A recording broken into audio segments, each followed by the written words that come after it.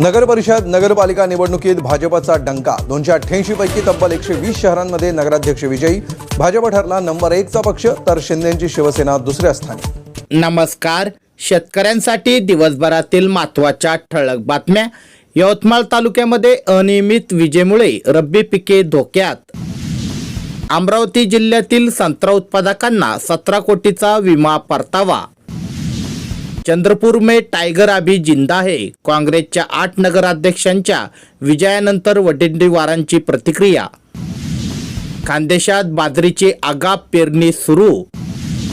वाशिममध्ये रब्बी लागवड 82%वर. प्रतिकूल हवामान गुलाबी बोंडाळेचा मोठा फटका. कापूस पीक काढून शेतकरी हरभरा पेरणीकडे वळले.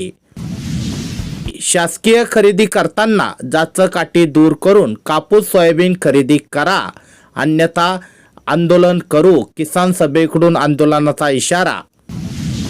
खानदेशातील कारखान्यांचे 5 लाख टन ऊसाचे गाळप.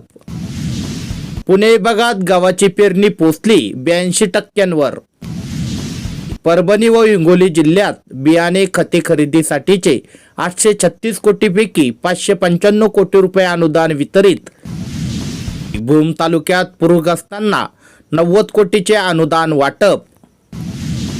काँग्रेसच्या ज्येष्ठ नेत्या, माजी मंत्री आणि दिवंगत माजी मुख्यमंत्री वसंतदादा पाटील यांच्या पत्नी शालिनीताई पाटील यांचे निधन. जळगाव जिल्ह्यात गव्हाची 65,000 हेक्टरवर पेरणी पूर्ण. कोल्हापूर जिल्ह्यामध्ये 100% अनुदानावर कृषीतर्फे भुईमूग बियाणे वाटप. देशातील युरियाची विक्री वाढली, DAPची विक्री घटली. खताचा साठा पुरेसा असल्याचा सरकारचा दावा. शेतकरी घरबसल्या करू शकतात युरिया बुकिंग. तेलंगणा सरकारची विशेष सुविधा. खानदेशात राष्ट्रीयकृत व इतर बँका पीक कर्ज वसुलीसाठी शेतकऱ्यांना नोटिसा. ओला दुष्काळ असूनही सवलती लागू असताना पीक कर्ज वसुली. हिंगोली जिल्ह्यात यंदा अतिवृष्टीचे 311 पैकी 224 कोटी रुपये अनुदान वाटप. गोपीनाथ मुंडे शेतकरी अपघात सुरक्षा सानुग्रह अनुदान योजनेसाठी 31.81 कोटी रुपये मंजूर. दावे निकाली निघणार. अशाच प्रकारच्या शेतीविषयक महत्त्वाच्या बातम्यांसाठी आपले चॅनल नक्की सबस्क्राईब करा. धन्यवाद.